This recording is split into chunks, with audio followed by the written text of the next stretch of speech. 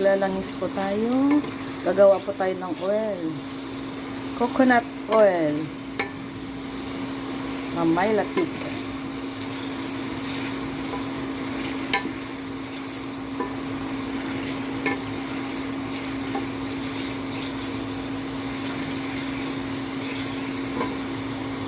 Yung gata na po ito. Ito yung natira na gata na nilagay ko sa mango sticky rice.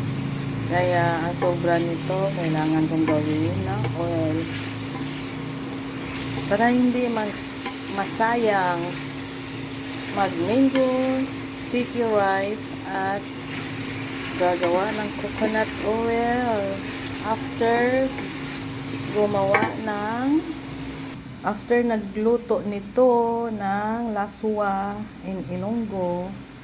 Kaya gagawa tayo ng oil, coconut oil. Ang una po natin ginawa ko na yung mango sticky rice. Ayan, hindi pa ako nag-slice ng mango kasi para dagdagan yung hinog niya, alanganin po ang hinog niya, pero matamis pa rin yan. Pagkatapos ko naggumawa ng sticky rice, etong ginawa ko, laswa. Tapos nagprito pala muna ako ng isda, inilagay dito sa gulay, laswa in Ilonggo. Pagkatapos, ito na po.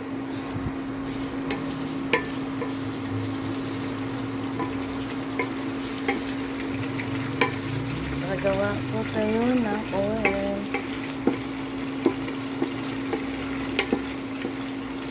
Busy sa umaga. Gusto mag-gym sa umaga pero napaka-busy. Maraming ginagawa. Maliban sa magluto, maglinis, maglalaba, magsasampay, maglagay ulit ng labahin sa washing. Ganun po talaga ang buhay, ang routine natin sa araw-araw, mga nanay.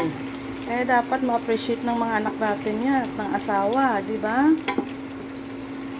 Kasi ang nanay walang day off habang kasama yung anak. Kailangan asikasuhin, lalo na pag may trabaho, pag hindi siya kulangin sa tulog. Hayaan mo siya matulog hanggang sa kung anong oras siya magising dahil tulong na rin po natin sa kanila bilang nanay. Kaya ayun, malapit na po ang ating coconut oil. May latik na po siya. Ito na po ang ating coconut oil na may latik.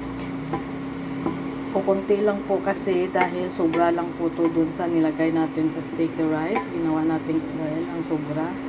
Kaya hanggang dito na lang. Bye bye guys. Thank you very much for your watching.